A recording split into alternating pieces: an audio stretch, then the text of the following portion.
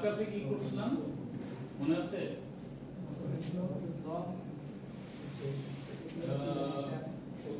করিয়েছি কি যেন করলাম ইলেকট্রিক চার্জ। হ্যাঁ এগুলো সব শেষ।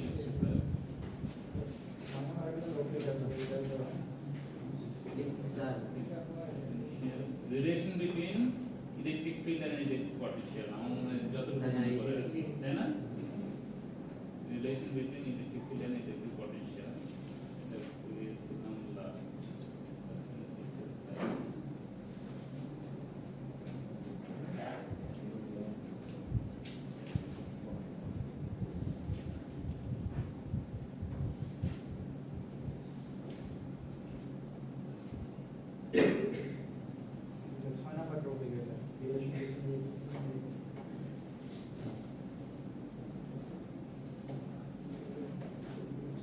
আচ্ছা আমরা ছোট্ট একটা টপিক নিয়ে আজকে ইয়ে করি এবং আজকে আমার একটু পড়াশোনা যেতে হবে ইয়েতে পরীক্ষা চলতেছে আর কি। আর বাট ওয়ান থিং ইজ তোমাদের মিট তো হলো না, আর মিটটা যেটা সবাই ইয়ার সাবমিট করেছো অ্যাসাইনমেন্ট?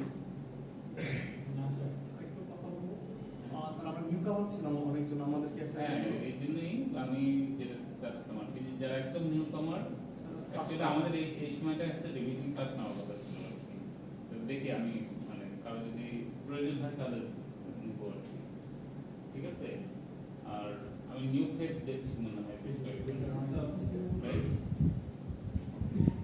ঠিক আছে অসুবিধা নেই, মানে আমি দেখি যে অন্তত আমার মনে হয় দুটো ফ্রাইডে পাবো আর কি, দুটো পাওয়া যাবে।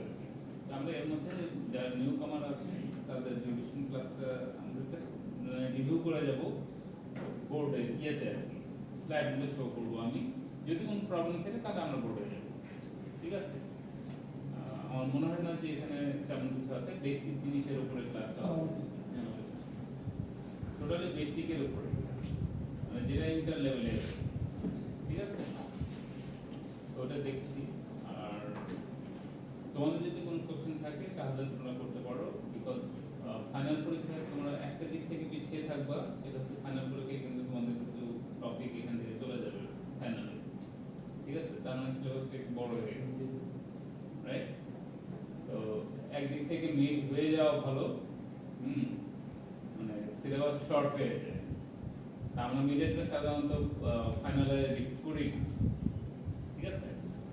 আর কিন্তু এইবারে যেটা হবে সেটা হচ্ছে যেহেতু মিল হচ্ছে না, কারণ তোমাদের পড়তে হবে, মানে তোমরা আদৌ পড়লে কিনা দেখলা কিনা এটা তো আমাদেরকে জানতে হবে, তাই না? তো সেই জন্য আমরা কিছু কিছু টপিক আছে যেহেতু প্রয়োজনীয় আর কি, দরকারি, সেই জিনিসগুলো আমরা রিপিট করবো, মানে ইয়েতে ফাইনালে রাখবো, ঠিক আছে? এই হচ্ছে ইয়ে। আর নিয়োগের জন্য যেটা সেটা হচ্ছে যে ক্লাসটা তোমাদের কি একটা ইয়ের সাথে ফ্রাইডেতে একটা ফ্রাইডেতে ইভিনিং রেগুলার দুটো, ঠিক আছে অসুবিধা নেই। আর কোশ্চেন ফাইনালে তো উপায় নেই, এখন করতেই হবে, তখন পরীক্ষা দিতেই হবে, ওটা বাধ্যতামূলক, ঠিক আছে? আর এখানে শুধু এই যে অ্যাডমিশন তো আমাদের অনেকদিন ধরে চলে, ফাইনাল পরীক্ষার আগে পর্যন্ত চলবে, সেই জন্য হচ্ছে মিডটা মানে ইগনোর করা হয়, কারণ এই মিডের মার্কটা আমরা হয়তো অ্যাসাইনমেন্ট বা অন্যভাবে কাভার করতাম না। তো এবার যেটা হবে ডেফিনেটলি ওগুলো তো থাকবেই, ওখানে কিছু মার্ক আছে, মিডের মার্কটা শুধু কি হবে ফাইনালের বেসিসে এটা হবে, দ্যাট মিনস মানে পার্সেন্টেজে ফাইনালে যত মার্ক আসবে তার ফাইনালে ভালো করা খুব ইম্পর্টেন্ট, ফাইনালে ভালো করলে মিডে ভালো হবে, আর ওখানে খারাপ হলে এখানেও খারাপ মার্ক আসবে, মানে এই মার্কটা কাউন্ট হবে হচ্ছে ফাইনালে যে যত মার্ক পাবে যে পার্সেন্টেজে, ওই পার্সেন্টেজ অনুযায়ী মিডের মার্কটা। এখন হয়তো বা কনসিডারেশনের ব্যাপারটা অন্য টিচারের উপর ডিপেন্ড করে, মেনলি ওই বেসিসে হয়। আর আরো কিছু জিনিস কাউন্ট হয়, সেটা হচ্ছে যে অ্যাটেন্ডেন্সের ব্যাপার থাকে, তারপর হচ্ছে ক্লাস পারফরমেন্স, দেন সবাই একটির মধ্যে অ্যাসাইনমেন্ট করলো কিনা, হ্যাঁ এই জিনিসগুলো থাকে। আর ইভিনিং এখানে হচ্ছে টেক্সটাইলের বেশ কিছু থাকার কথা, রাইট? টেক্সটাইলের ক্ষেত্রে যেটা হবে যে আমরা মানে একটা ক্লাস পেয়েছিলাম ল্যাবের জন্য, একটা ক্লাস শেয়ার করেছিলাম একটা ল্যাব, হ্যাঁ একটা ক্লাস আমরা ল্যাব করেছিলাম আর সুযোগ পাইনি।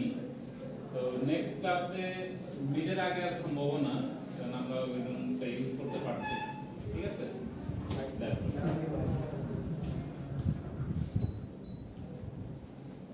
তো আমরা মিডের পরে বাকি ল্যাবগুলো করব, ল্যাবরেটরিগুলো, মানে এটা হচ্ছে টেক্সটাইলের জন্য যে প্র্যাকটিক্যাল, সেটা আমরা মিডের পরে শুরু করব। আবার মিনিমাম ফাইনালের আগে 4-5টা ইয়ে তো করতেই হবে। একটা করিয়েছি, ওইটারও আবার রিভিউ করব, করে দেখলে যে কটা করতে পারি আমরা, ল্যাব আলাদা থাকে। আর বাকি ডিপার্টমেন্টের জন্য ল্যাব নেই, ল্যাব ছাড়া বাকি করে, ঠিক আছে? আচ্ছা, আমরা আছি একটু, যেহেতু নতুন অনেকেই আছে, একটু রিভিউ করে দিই। ওয়ানে খুব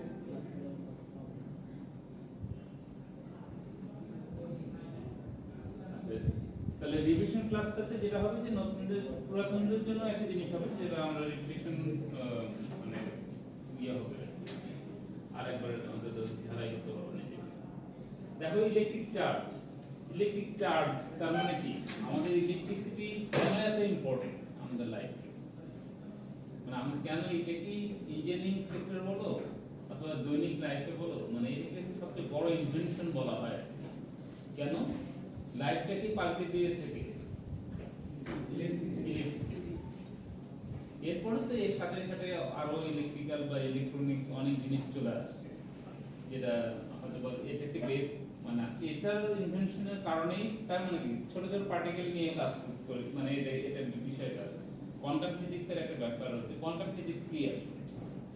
ছোট পার্টিকেল নিয়ে যেখানে কাজ করা হয় সেটাকেই বলা হচ্ছে কোয়ান্টাম ফিজিক্স, কোয়ান্টা।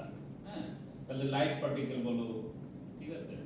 তো এই ধরনের যেটা ফোনন যেমন, হ্যাঁ, তারপরে ইলেকট্রন, প্রোটন, নিউট্রন, এগুলো সবই কি পার্ট অফ কোয়ান্টাম ফিজিক্স। তো কোয়ান্টাম ফিজিক্সের একটা অংশ হচ্ছে কি, এটাকে আবার একটু সেপারেট করা হয়েছে ইলেকট্রিসিটি। ইলেকট্রিসিটি ইনভেনশনটা অনেক আগে, এবং মজার ব্যাপার হচ্ছে যে মানে ইলেকট্রনের আগে আবার কি আবিষ্কার করা হয়? ইলেকট্রিসিটি আবিষ্কার হয়ে যায়, এটা ইলেকট্রনেরও আগে। তার মানে প্রথমে আগে চার্জটা তারা কি করে ইনভেন্ট করে, এবং চার্জটা ইনভেন্ট করার কারণ আছে, সেটা হচ্ছে যে স্ট্যাটিক ইলেকট্রিসিটি বলে একটা কথা আছে। স্ট্যাটিক ইলেকট্রিসিটি কি? স্থির বিদ্যুৎ, এক্স্যাক্টলি স্থির বিদ্যুৎ। তো এটা কিভাবে তৈরি হয়? ঘর্ষণ থেকে, ফ্রিকশন, তাই না? অবশ্যই কি হতে হবে? দুটো ইনসুলেটর হতে হবে। তাহলে দুটো ইনসুলেটর হলে যদি আমরা রাব করি, হ্যাঁ, ঘষি যদি একটা আরেকটা, যেমন আমরা ক্লোথ দিয়ে কি করি, আরেকটা প্লাস্টিক রডকে যদি ঘষি, তাহলে একজন ইলেকট্রন লুজ করবে আর একজন ইলেকট্রন গেইন করবে। তাহলে যে গেইন করবে সেও চার্জে পরিণত হবে, যে লুজ করবে সেও চার্জে পরিণত হবে। তাহলে যখন ইলেকট্রন চলে যায়, তখন আমরা জানি কি একটা নিউট্রাল অ্যাটমে কি থাকে, ইলেকট্রন এবং প্রোটনের সংখ্যা সমান থাকে। হ্যাঁ বলুন স্যার। হ্যাঁ হ্যাঁ আমি জানি।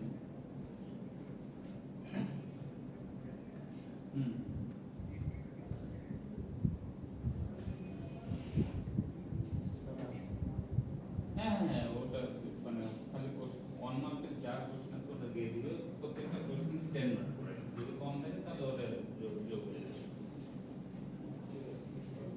হ্যাঁ হ্যাঁ, ওরা আনসার করবে, জাস্ট ওরা ওদের কাজ হচ্ছে আনসার করা, মানে এক একটা ক্লাস নেওয়া আর ইয়েতে নেওয়া খুব বেশি হয়।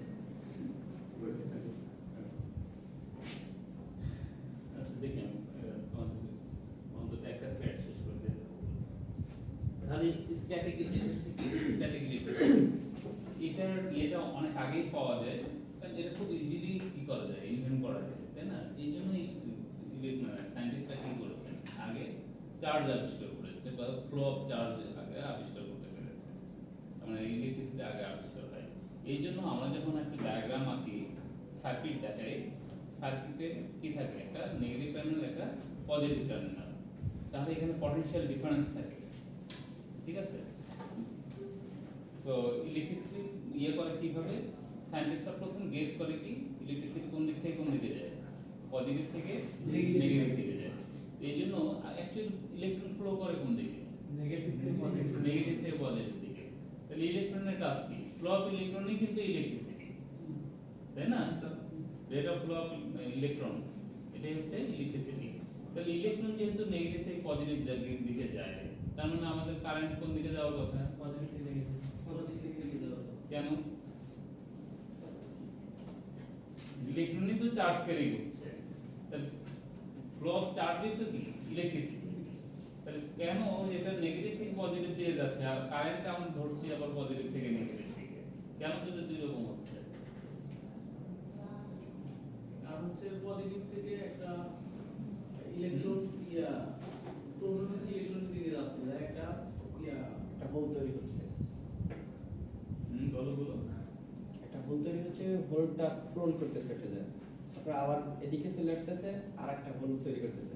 এখানে পজিটিভ ইয়ে, তাই না? পটেনশিয়াল ডিফারেন্স যখন হয় তখন কোন দিকে যাবে, গ্যাপ পূরণ করছে, রাইট? তাহলে এখানে ভ্যালেন্স ইলেকট্রন গুলো কি করে, ভ্যালেন্স ইলেকট্রন জানো কি? জি স্যার। হ্যাঁ, মানে ফ্রি ইলেকট্রন ফ্রি ইলেকট্রনস গুলো কি করে, মানে মেটালের মধ্যে দিয়ে কেন ইলেকট্রিসিটি পাস করে, এই যে it has lots of free electron, loose electron, এগুলো খুব লুজ থাকে আর কি। তাহলে এই ইলেকট্রন গুলো খুব সহজেই কি করতে পারে, চলাচল করতে পারে, তার জায়গা থেকে চলে যেতে পারে। কিন্তু একটা ইনসুলেটরে কি হয়, খুব টাইটলি প্যাকড থাকে, মানে ওখান থেকে কি হয়, এমিট করে না, যেতে পারে না। তো এই জন্য এটা ইনসুলেটর। আর কন্ডাক্টর হচ্ছে ইলেকট্রিসিটি কি করে, ইজিলি পাস করতে পারে। কেন ইলেকট্রিসিটি পাস করতে পারে, because of free electrons, lots of free electrons আছে, খুব লুজ থাকে ইলেকট্রনগুলো, তো তারা ক্যারি করে নিয়ে যায়। যাই হোক আর কি, এখন দেখো মানে তোমরা যেটা বলতেছো সেটাতে একটা কারণই, এর চাইতেও আর একটা কারণ আছে।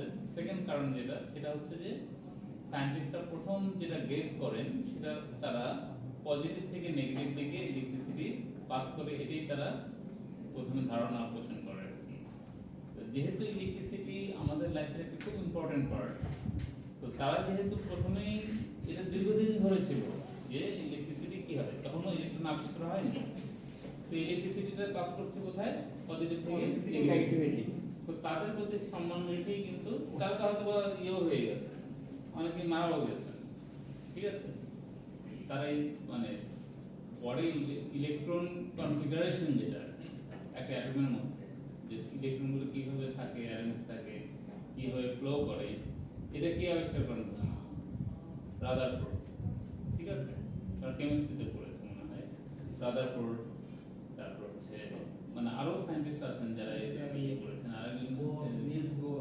হ্যাঁ, বোর বুঝতে, বোর থিওরি আছে, এরা ইয়েগুলো করেছেন পরবর্তীতে। তারা এগুলো কিন্তু একটা ধারাবাহিক কাজ, যে প্রথমে একজন কি করলেন, মানে মানুষের অ্যাজাম্পশন তো ভুল হবেই, কারণ তখন তার এত ইনস্ট্রুমেন্ট ছিল না, ইয়ে ছিল না, তারা যে এখানে চিন্তা করে বের করতে পারছেন, এটা তো অনেক বড় ব্যাপার। একটা জিনিস হয় কি, আবিষ্কার করার পর মনে হয় যে এত ইজি জিনিস, কিন্তু যে প্রথম আবিষ্কার করেন তাকে এটার পিছনে হয়তো সারা জীবনটাই দিয়ে দিতে হবে, ঠিক আছে?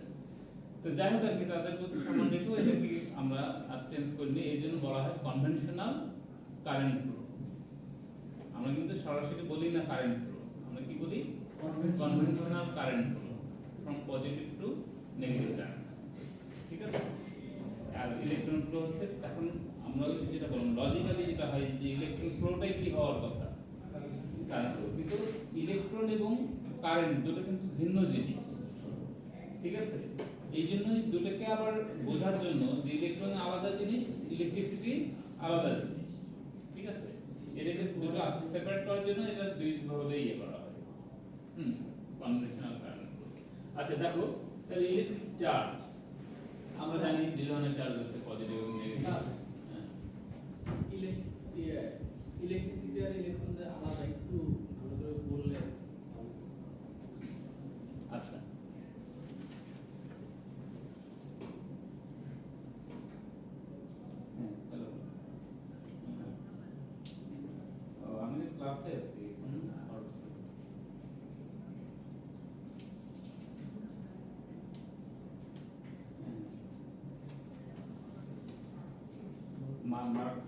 মার্কের ইয়ে তো ওরা 1 নম্বরের কোশ্চেনে আনসারগুলো করবে, হ্যাঁ, ওগুলো প্রত্যেকটা কোশ্চেনে 10 মার্ক করে, যদি কম থাকে কোনটা কম বা বেশি ওটা মানে পরে আমি ইয়ে করব। কম বেশি যেটাই হোক না কেন ওটা কাউন্ট করার দরকার নেই, ওটা দেখারও দরকার নেই আমাদের মার্কিং সিস্টেম, ঠিক আছে। ওরা তো কোশ্চেন, হ্যাঁ, মনের আনসার করবে 10 মার্ক টোটাল। আচ্ছা আমি একটু পরে আসতে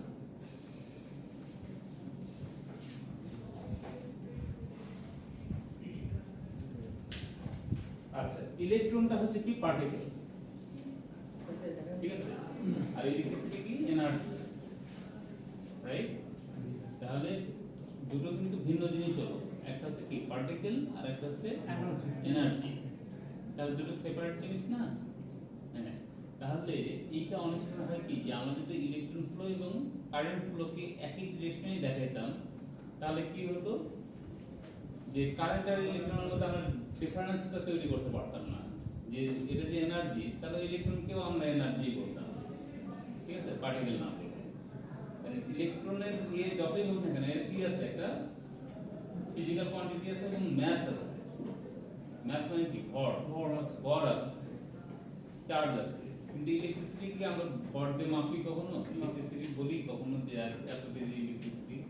ইলেকট্রিসিটি অন্যভাবে মেজার করা হয়, এনার্জির ইউনিট, ঠিক আছে, ইলেকট্রিক্যাল এনার্জি তখন, ঠিক আছে।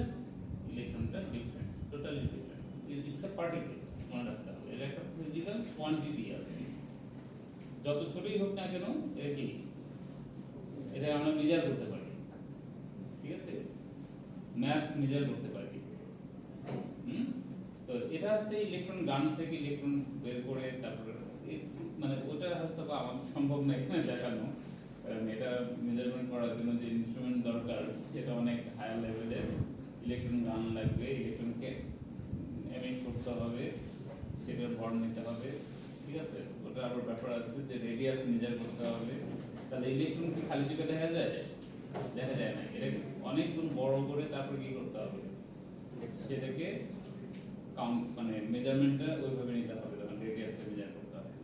তো যাই হোক এই জিনিসগুলো যদিও আমরা করে আসছি, এগুলো সব জায়গাতে নাই, পাবলিক ইউনিভার্সিটি সবগুলোতে মানে এই সুযোগগুলো নাই আর কি। তো যাই হোক আর কি, তাহলে আমরা ইয়ের ব্যাপারটা জানলাম, ইলেকট্রন এবং ইলেকট্রিসিটি দুটো যে আলাদা জিনিস এটা অন্তত আমরা বুঝলাম, একটা এনার্জি একটা হচ্ছে পার্টিকেল, ঠিক আছে। এখন দেখো ইলেকট্রিক্যাল চার্জ, দ্যাট ইজ এর সাথে আরেকটা জিনিস আছে যে আমরা কি বললাম, rate of flow of charge is called electric current. তাহলে কারেন্টটা কি, রেট অফ চার্জ, চার্জটা যখন ফ্লো করে, রেট অফ চার্জ মানে কি, কিউ বাই টি। মানে আমরা কিউ সাধারণত চার্জকে কি দিয়ে ডিনোট করি, কিউ দিয়ে, ক্যাপিটাল কিউ। আর মানে টি হচ্ছে কি কত সময় ধরে এটা ফ্লো করছে, তার পার সেকেন্ডে যে পরিমাণ চার্জ ফ্লো করবে সেটাই হচ্ছে কি ইলেকট্রিক কারেন্ট, ঠিক আছে। তাহলে আমরা যদি ফর্মুলাটা লিখি, যাকে এখানে হয়তো সরাসরি দেওয়া নেই, ইউনিটটা দেওয়া আছে। তাহলে I ইকুয়ালস I দিয়ে কি কারেন্টকে ডিনোট করা হয়, তাহলে I equals Q by T। Sir একটু ডিস্টার্ব করছি, এখানে কি ফিজিক্স ক্লাস হচ্ছে? হ্যাঁ, এই যে এনারা সব ওইদিকে বসে আছে ফিজিক্স ক্লাস, ওই স্টুডেন্ট এখানে তো টেক্সটাইল আছে বলি। হ্যাঁ এদিকে আসেন, এখানে ক্লাস হচ্ছে আপনাদের। জিজ্ঞাসা করতে হবে না কোথায় ক্লাস হচ্ছে, ঢুকুন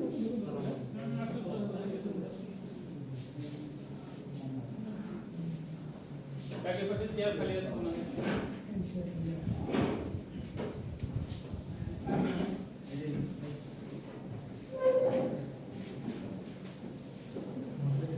আচ্ছা দেখো, তাহলে I ইকুয়ালস কি লেখা যায়, Q বাই T। উল্টা করে বলা যায় Q ইকুয়ালস কি, যে ক্রস মাল্টিপ্লাই করো I ইনটু T, তার মানে চার্জ সমান কি বলা যায়, product of current and time, current and time. তাহলে যত সময় ধরে এটা কি করবে, যত সেকেন্ড ধরে, আমরা সেকেন্ডে কনভার্ট করব, যত সেকেন্ড ধরে এটা ফ্লো করবে তত into T amount of current, তাহলে চার্জ বের করা যায়। ঠিক আছে, তাহলে দুটোই কি এইভাবে আচ্ছা হয়নি। এখানে আর একটা চেয়ার আছে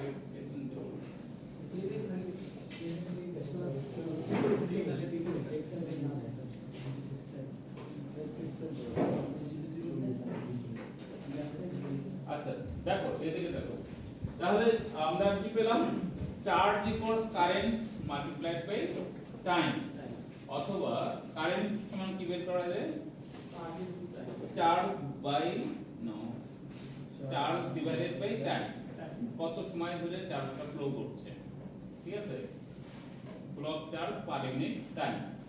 তাহলে ইউনিটটা ওইভাবে করা যায়, চার্জের ইউনিট কি জানি আমরা, কুলম্ব। কারণ কারেন্ট মানে এখানে কুলম্ব আসবে, মানে কিছু কিছু নাম আছে যাদের নাম কোনদিন ইগনোর করা যাবে না, ঠিক আছে, কারণ তাদের নাম অনুসারে তারা যেটা আবিষ্কার করেছেন তাদের নাম অনুসারে ইভেন ইউনিট গুলো রাখা হয়েছে তাদের নামে। তাহলে দেখো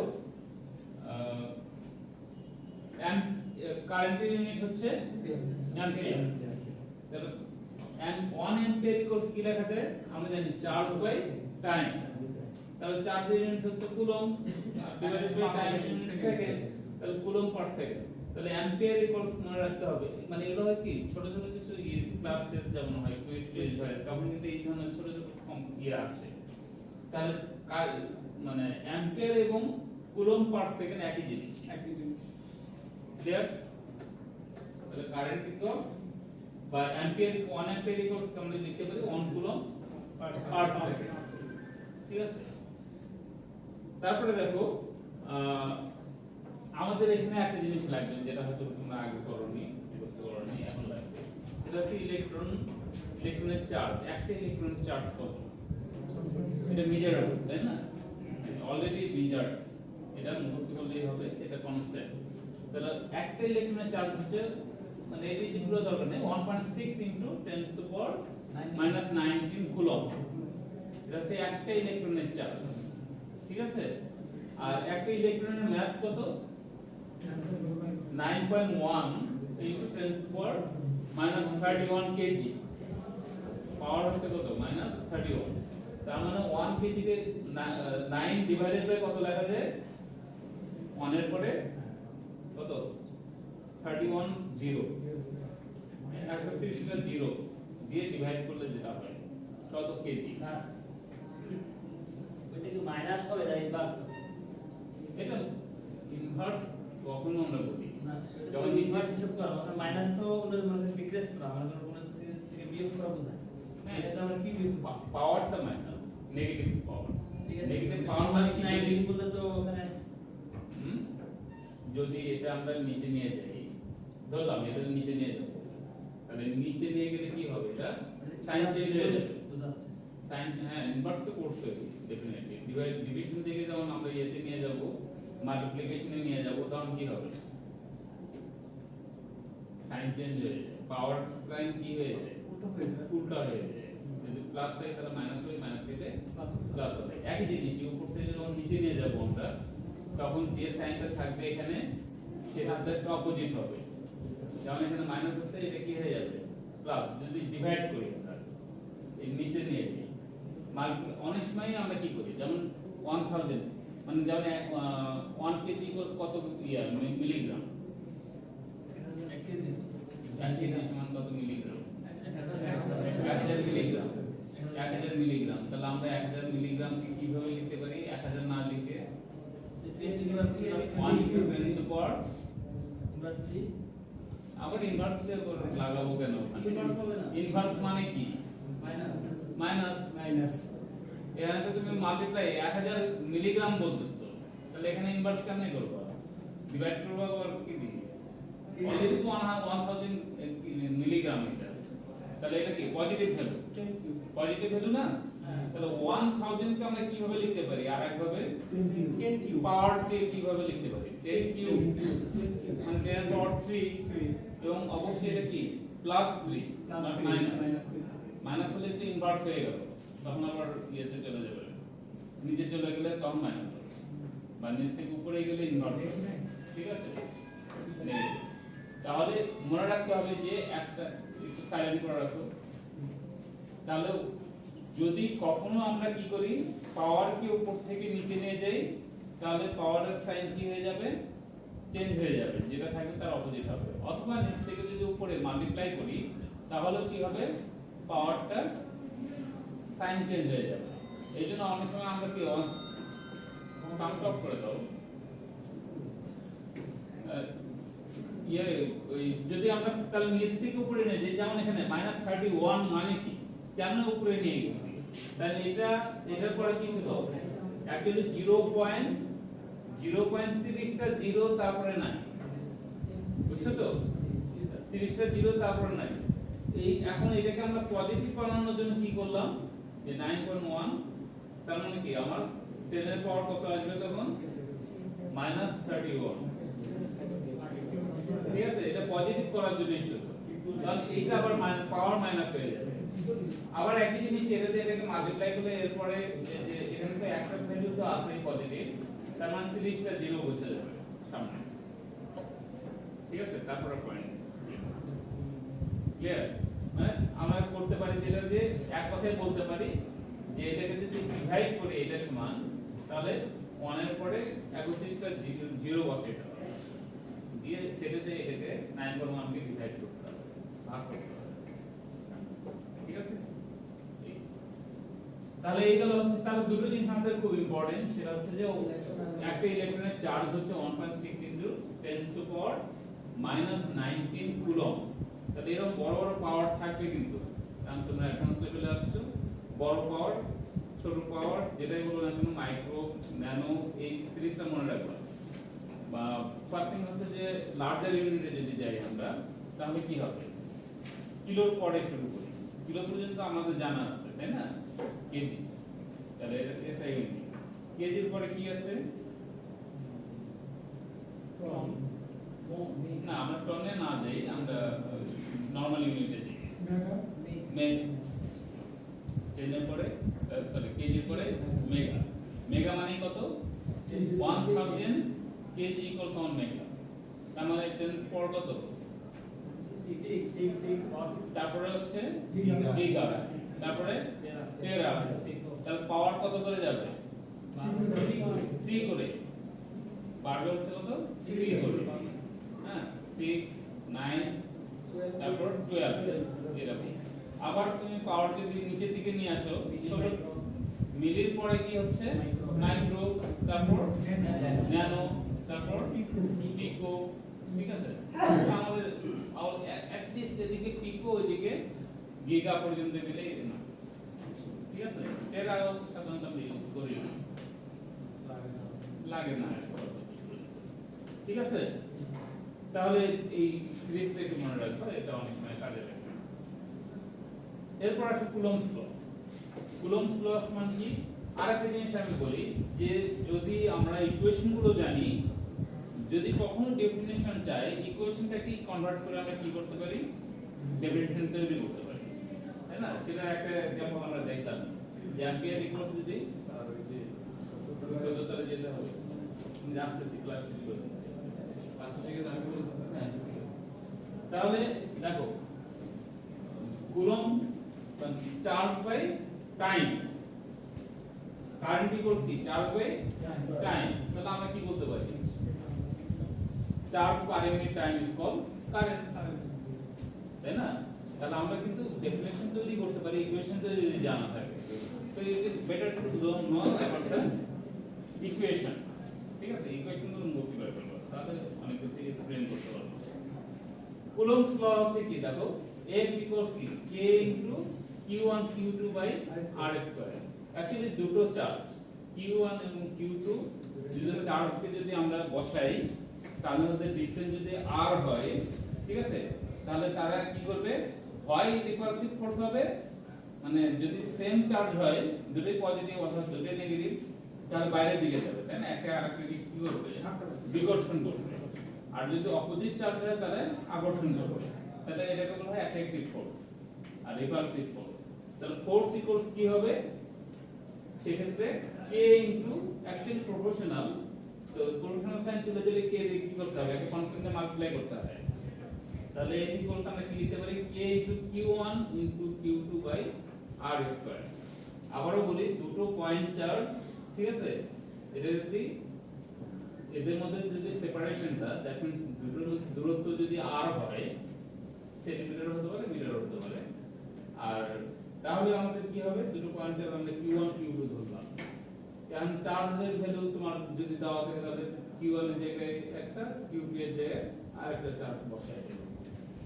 তাহলে F equals k, force equals k into q1 q2 by r square। তাহলে ফোর্সের ইউনিট কি?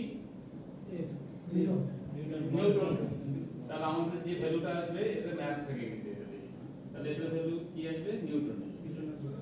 নিউটন। তাহলে ফোর্সের ইউনিট আসবে নিউটন। এখন দেখো এই k এর ভ্যালুটা k তো constant, most of the time k এর ভ্যালু দেওয়াই থাকে, বুঝছো তো? k এর ভ্যালুটা কত?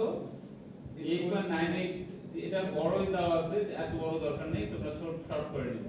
9, জাস্ট সিম্পলি 9 দেখো এটা, তাহলেই হবে 9 into 10 to the power 9 newton metre square per coulomb square. ঠিক আছে, এটা হচ্ছে k এর ভ্যালু।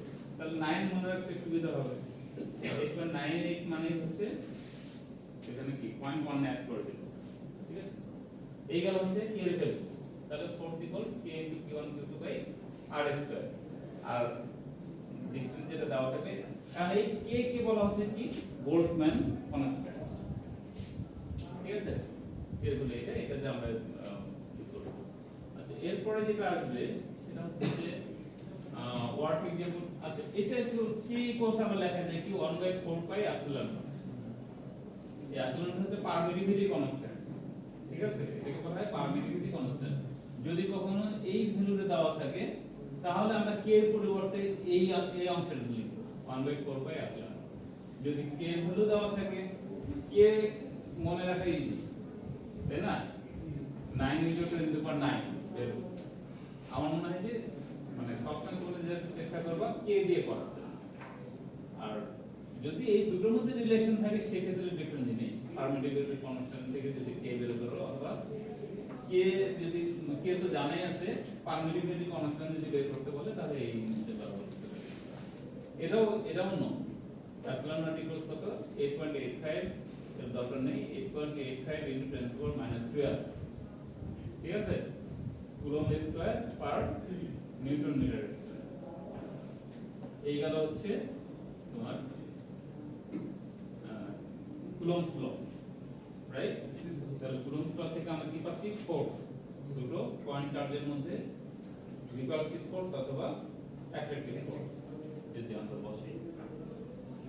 এই আর বাকিটা ওয়ার্ক एग्जांपल। এখানে আমি আগে দেখিয়েছি যে দুটো পয়েন্ট চার্জ যদি r ডিসটেন্সে থাকে তাহলে রিপালসিভ ফোর্স হবে, সেম চার্জ হলে আর মানে অপোজিট চার্জ হলে অ্যাট্রাকশন হবে।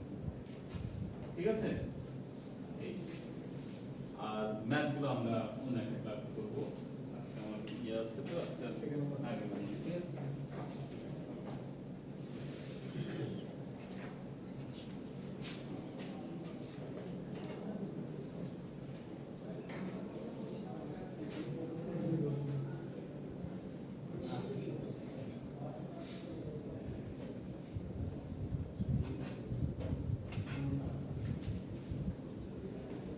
ওকে, সবগুলো হয়েছে? আপু আছে? তাহলে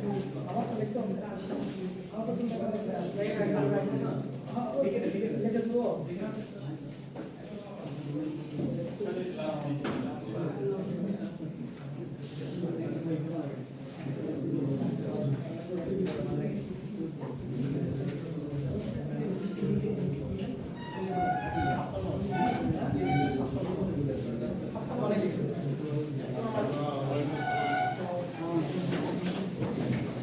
cover electrical circuit or